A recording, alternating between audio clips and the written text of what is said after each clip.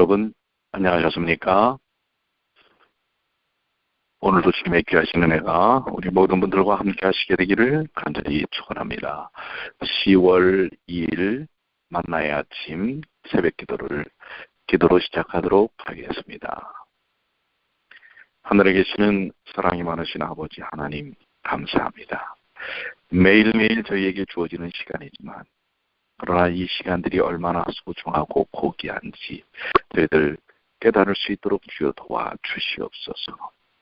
주님의 돌보시는 은혜와 베푸시는 넘치는 사랑으로 인하여 저희들이 이 땅에서 존재하고 살 수 있음을 잊지 않도록 도와주시옵소서. 아버지 하나님, 오늘도 주님을 바라봅니다. 주님의 음성에 귀를 기울이게 저희의 생각과 귀를 활짝 열 수 있도록 도와주시옵소서.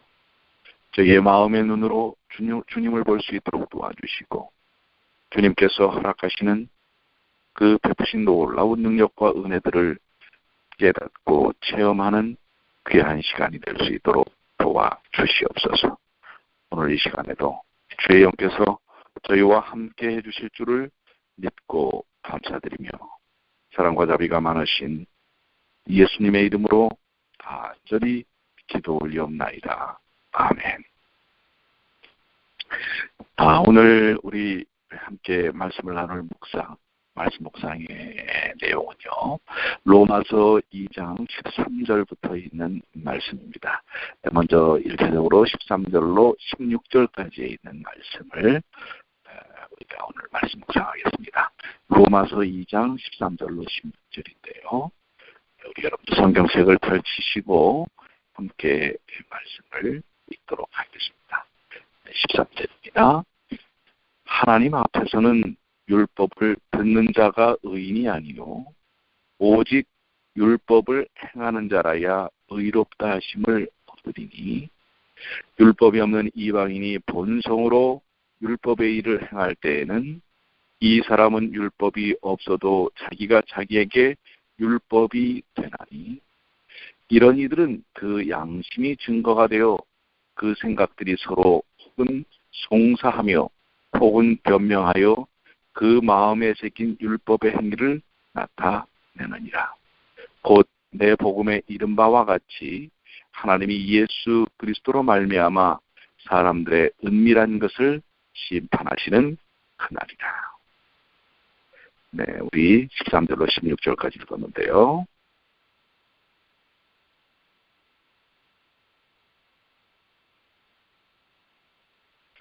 자, 먼저 우리 이제 13절부터 있는 말씀에 대한 내용을 한번 조목조목 한번 나누어 보시고 그 다음에 우리가 이 말씀에 대하여 묵상하는 시간들을 갖도록 하겠습니다. 네, 먼저 하나님 앞에서는 율법을 듣는 자가 의인이 아니요, 이 듣는 자가 아니요라고 이렇게 말씀을 하고 있습니다. 그러나 성경의 또 다른 부분에는 믿음은 들음에서 난다 이렇게 말씀을 하셨는데 왜 여기서는 하나님 앞에서 율법을 듣는 자가 의인이 아니라고 말씀을 하셨을까요? 유대인들은 회당에서 정규적으로 율법이 낭독되는 것을 들을 수 있는 그러한 기회가 있었습니다. 사도행전 15장 21절의 배경을 보면 그러한 부분들이 나오고 있죠. 그러나 그들은 율법에 대한 이론적인 지식 자체가 의의를 구성한다고 생각하게 되었습니다. 지적으로 듣고 또 그 부분을 이렇게 이론적으로 접근하는 것이 의의를 구성한다고 이렇게 생각합니다. 상당히 형식적이고 형태적인 것이죠. 그들은 완전하고 영속적인 순종의 필요성을 인식하지 못하는 것처럼 보입니다. 예수님은 하나님의 말씀에 대한 이런 태도를 갖고 있는 것 때문에 유대인들을 질책을 합니다. 요한복음 5장에 있는 말씀을 통해서 너희가 성경에서 영생을 얻는 줄 생각하고 성경을 삼고하거니와 이 성경이 곧 내게 대하여 증거하는 것이로다. 그러나 너희가 영생을 얻기 위하여 내게 오기를 원하지 아니하는도다. 영생이 하나님의 말씀에 있는 줄을 그들은 알고 있었습니다. 그러나 그 말씀의 핵심이 무엇인지에 대해서는 깨닫지 못하고 있는 것을 보게 됩니다. 말씀을 듣는 것 그 이상의 의미를 가져야 한다는 사실을 이야기하고 있는 것입니다. 그렇기 때문에 유대인들은 성경을 소유하고 있었습니다.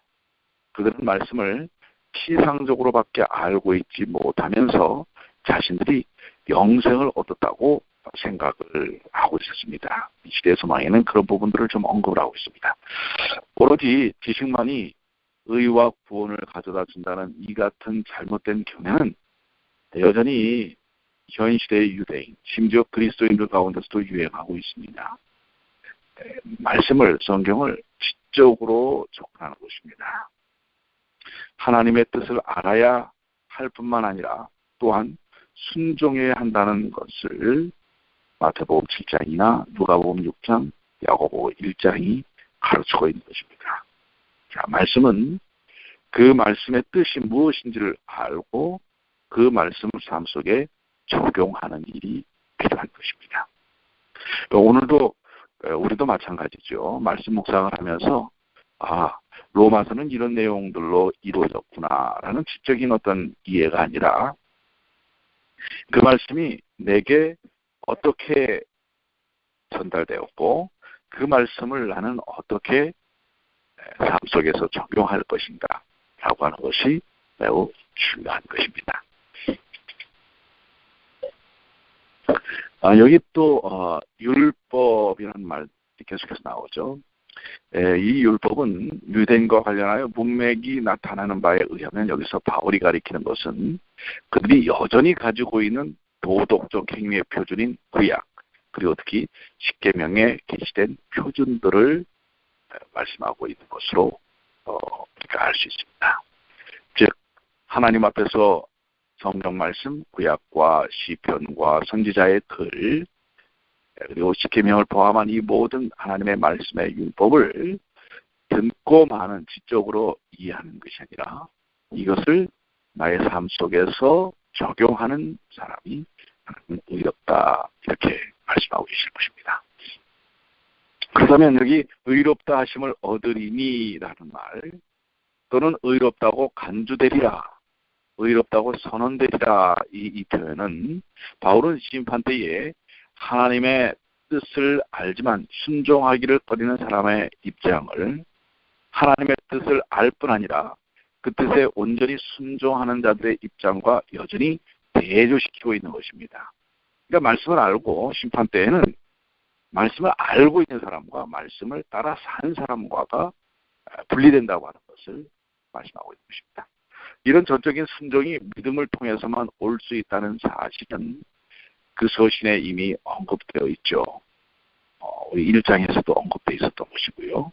그래서 이 구절은 사람은 그들이 안다고 주장하는 것이나 자신에 대한 공언에 의해서가 아니라 그들이 실질적으로 행해온 것에 의해서 심판받는다는 사실을 또다시 강조하는 것입니다. 이게 행위의 의가 아니라 믿음을 통하여 그 믿음의 삶을 사는 것을 통해서 나타난다고 하는 것을 계속해서 반복하고 있죠. 14절에 여기 율법 없는 이방인의 번성으로, 여기 율법 없는이라고 하는 표현이 나오죠. 즉 유대인들이 소유하고 있는 것과 같은 구체적으로 게시된 도덕적 행위의 규범이 없다는 뜻입니다. 이제 바울은 이방인들이 율법을 가지고 있기는 하나 그것은 다른 종류의 율법임을 설명하고자 하는 것입니다. 여기 이방인이 율법을 행할 때 이런 부분을 이방인이 때는 이런 부분을 표현하고 있는데요.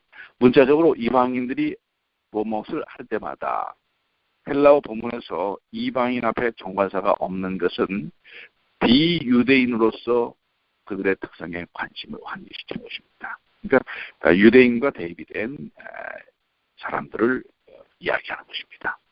그들이 본성으로 행할 때라고 하는 것, 즉 외적인 율법의 요구 사항들에 따라 의식적으로 행하는 것이 아니라 양심, 양심의 자극에 따라 무의식적으로 행할 때에 그리스도를 통하여 모든 인간이 생명을 가지고 있는 것처럼 그분을 통하여 모든 영혼들이 거룩한 빛을 받는 것입니다.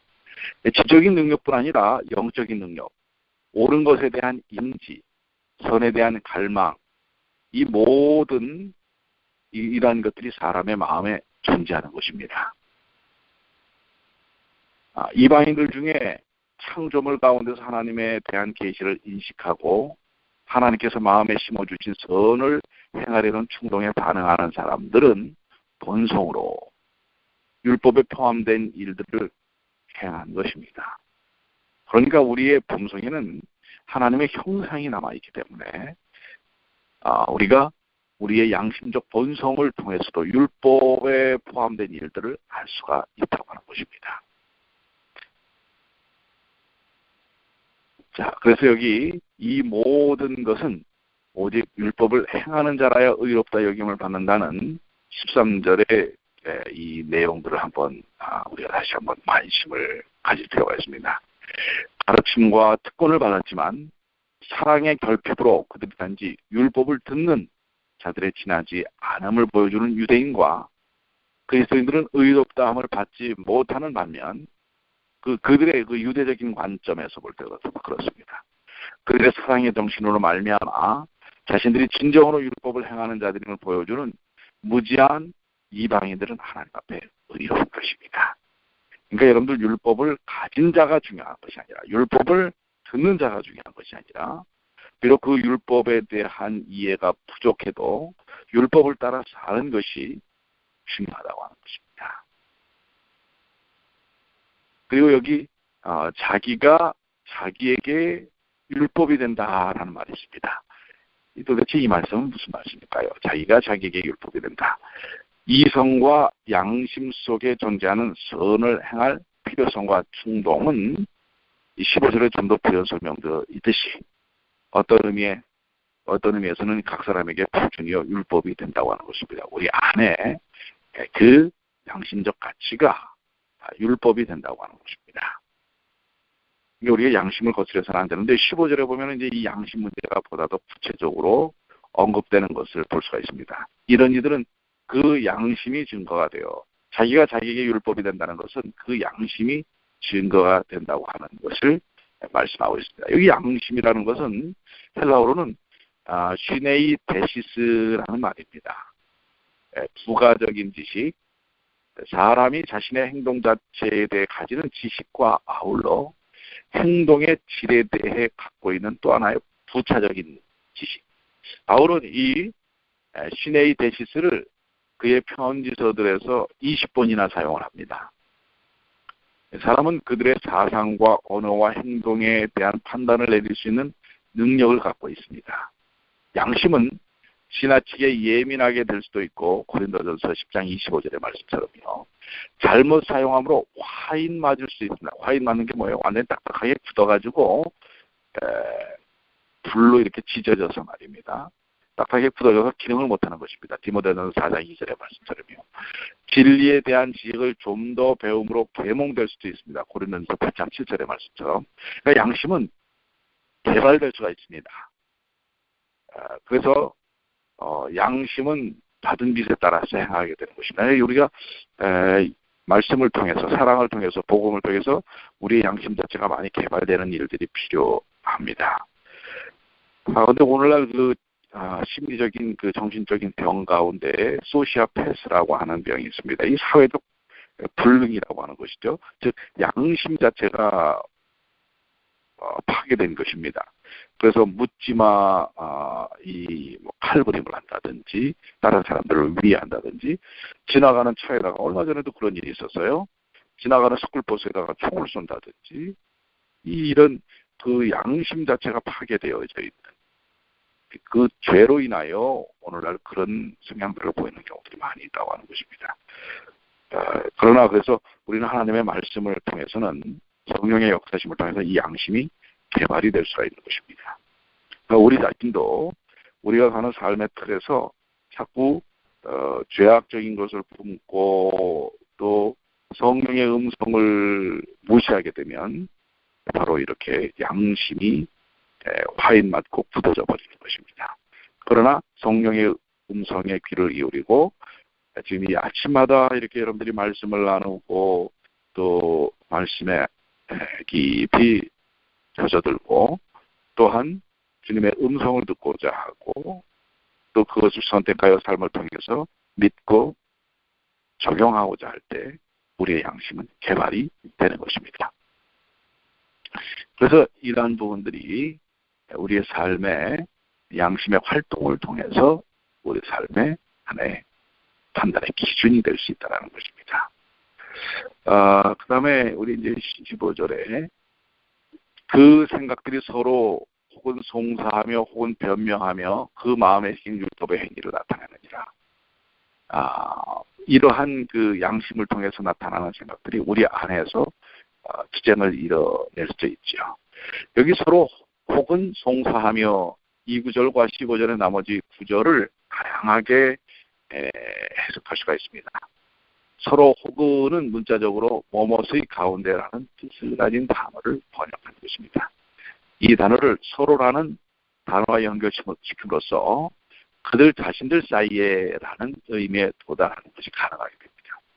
어떤 이들은 이것을 옳고 그름의 문제에 대한 자력 깊은 고찰을 가리키는 것으로 이해합니다. 개성표준역에는 이 구절을 그들의 상반되는 생각들이 그들을 고소하거나 변명한다로 이렇게 번역합니다. 어떤 이들은 그들 자신들 사이를 이방인과 이방인 사이로 이해하기도 하고요. 바울이 그들 자신들 가운데서 이방인들에 의해 수행되고 있는 고소와 옹호를 가리킨다고 또 이야기를 하기도 합니다. 어떤 해석을 하든지 이 구절은 바울이 이방인들이 옳고 그름에 대한 어떤 개념을 가지고 있었다는 그 바울 자신의 관점을 확립하고 있음을 가리킵니다.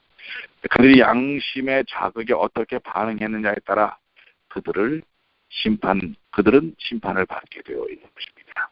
즉 우리 안에 죄의식도 있고 우리 안에서 선악의 대쟁투가 일어날 수 있다고 하는 것입니다. 거기에 대하여 우리가 어떤 방향으로 가느냐에 따라서 우리 것이 하나의 심판의 기준이 될 수 있다고 하는 것입니다. 그리고 거기에 그 마음의 새김이라고 하는 표현이 있죠. 이방인들은 비록 기록된 율법을 알지 못하고 있지만 하나님과 동료 인간들에 대한 사랑을 나타낼 때마다 율법이 요구하는 바가 그들의 마음속에 기록되어 있다는 것을 보여주는 것입니다. 이게 우리 마음 안에 양심을 통해서 율법이 기록되어 있는 것입니다. 사랑과 동정을 베풀고 싶은 충동이 일어나는 곳마다 하나님의 성령의 역사가 드러나 있다라고 실물교훈 385쪽에 말씀하고 있습니다. 우리가 율법을 알지 못하는 상태라 할지라도 우리 마음 가운데 사랑과 동정, 선한 일을 하고자 하는 충동이 일어나는 것은 하나님의 성령의 역사가 일어나고 있는 것입니다. 성령은 유대인과 그리스도인들에게만 국한한 것이 아니라 모든 곳에 있는 사람들의 지성과 마음의 역사입니다. 이 구절은 유대인들이 받아들이기 대단히 어려운 교훈이었음에 틀림이 없습니다. 왜냐하면 자기들만 선택된 사람들이라고 생각해야 되는데 모든 이들에게 그 귀한 은혜의 역사들이 다 펼쳐지는 것이죠. 이것은 그들 못지않게 오늘날 구원에 대한 너무 편협하고 이기적인 견해를 취하려는 유혹을 받는 그리스도인들에게도 필요한 교훈입니다. 우리도 이것에 대한 생각의 부분을 좀 확장시킬 필요가 있는 것입니다. 그리스도를 알지 못하는 상태에 있는 사람들에게도 그 마음 가운데 양심을 통하여 율법이 기록되어져 있다는 사실을 우리는 인정해야 합니다. 자, 오늘 우리에게 주신 이 귀한 말씀들이 참 우리들에게 많은 생각을 주게 되는데요. 자, 이제 16절의 부분에 대한 말씀입니다. 곧 내 복음의 이른 바와 같이 여기 내 복음의 이른 바와 같이라는 이 말씀은요. 어떤 이들은 이 구절에서 바울이 자신의 기별이 옳다는 확신이 뚜렷하여 그의 복음이 마지막 심판에 표준될 것임을 주장했다고 이해하기도 합니다. 하지만 단지 여기에 게시된 사실, 즉 사람이 심판을 받을 뿐 아니라 예수 그리스도에 의해 받게 될 것이라는 사실이 복음의 진술되었음을 말한 것일 수도 있습니다. 구약은 심판이 다가온다고 분명히 가르치고 있습니다. 다니엘서 7장에요. 그러나 복음의 분명한 가르침 가운데 하나는 사람들을 구원하기 위해 살고 죽으신 그분이 또한 그들을 심판한다는 것입니다. 고린도후서 5장 10절의 말씀이죠. 예수 그리스도로 말미암아 성경은 예수께서 우리의 구주뿐만 아니라 우리의 재판장임을 분명하게 가르치고 있는 것입니다. 또한 은밀한 것, 사람들의 은밀한 것, 그것을 심판하신다고 합니다. 자, 이 은밀한 것은 무엇일까요?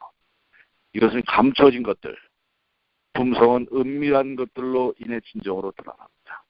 하나님은 우리의 삶의 모든 은밀한 것에 대한 정확한 기록을 갖고 계시기 때문에 외모로 사람을 취하심 없이 심판을 베푸실 수 있습니다. 하나님은 모든 행위와 모든 은밀한 일을 선악간에 심판하신다고 전도서 12장에 말씀하고 계십니다. 이 구절은 로마서 2장의 사도 바울의 주요 주장을 부연 설명해 주는 것입니다. 율법에 대한 온갖 지식을 소유하고 있는 은총을 받은 유대인은 무지한 이방인을 무시하고 그들이 구원을 받을 가치가 없다고 생각하는 경향이 있었습니다. 그러나 내면적인 삶을 아는 하나님만이 이런 결정을 내릴 수 있는 위치에 있는 것입니다. 사랑하는 성향, 양심의 율법에 언제든지 순종하려는 자세 등은 오직 하나님만이 온전히 알 수 있는 것입니다. 그럼에도 이것이야말로 하나님의 율법에 대한 준수를 진정으로 구성하고 있는 본질적인 것들입니다.